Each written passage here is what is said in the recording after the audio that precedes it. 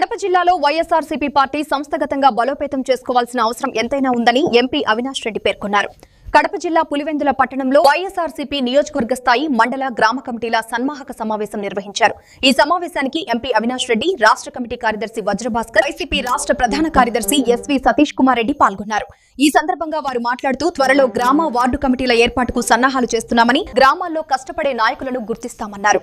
ప్రభుత్వం అన్ని వర్గాల ప్రజలను పట్టించుకోవడం లేదని, టికెట్ల పెంపుకు జీవో విడుదల చేసిన ప్రభుత్వం రైతులను పట్టించుకోవడంలో విఫలమైనన్నారు. రైతుల నష్టపరిహారానికి సంబంధించిన ప్రభుత్వం ఇప్పటి వరకు ఒక్క రూపాయి కూడా విడుదల చేయలేదన్నారు.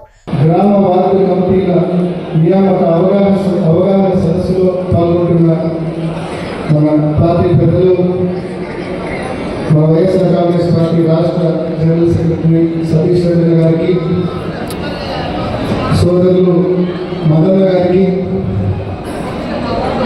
పులివెందుల మున్సిపల్ చైర్పర్సన్ ప్రసాద్లకు, ఈ వేదికపై ఉన్న మండల కన్వీనర్లకు, మున్సిపాలిటీ కన్వీనర్కు, అదేవిధంగా మండల పరిశీలకులకు, సీనియర్ నాయకులకు, ఈ కార్యక్రమానికి నియోజకవర్గ నలుమూలల నుంచి వచ్చిన అన్నదమ్ములు, అగచర్యులందరికీ, పాత్రికేయ మిత్రులందరికీ పేరు పేరున హృదయపూర్వక నమస్కారాలు తెలియజేస్తున్నాను.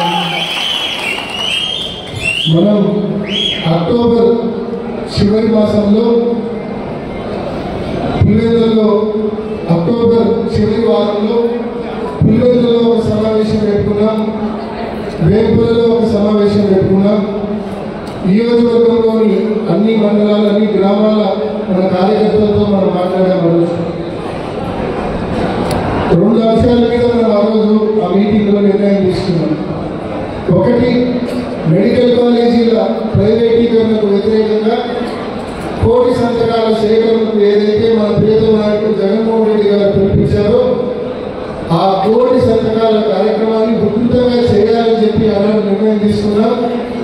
మరి ఆ మీటింగ్లో అనుకున్న విధంగానే మీరందరూ కూడా, మన మండల కన్వీనర్లు, మన మండల సీనియర్ నాయకులు, మన గ్రామ నాయకులు, మన పరిశీలకులు, ప్రతి గ్రామంలోని కార్యకర్తలు ప్రతి ఇంటికి తిరిగి ఈ ప్రభుత్వ మెడికల్ కాలేజీల ప్రైవేటీకరణకు వ్యతిరేకంగా ప్రజల మద్దతును కూడగట్టారు, ప్రజల వద్ద సంతకాలు సేకరించారు. నిజంగా మనస్ఫూర్తిగా ఇంత ఉధృతంగా ఈ కార్యక్రమాన్ని విజయవంతం చేసిన ప్రతి కార్యకర్త కూడా మనస్ఫూర్తిగా ధన్యవాదాలు తెలియజేస్తున్నాను. మరి రెండవ అంశం,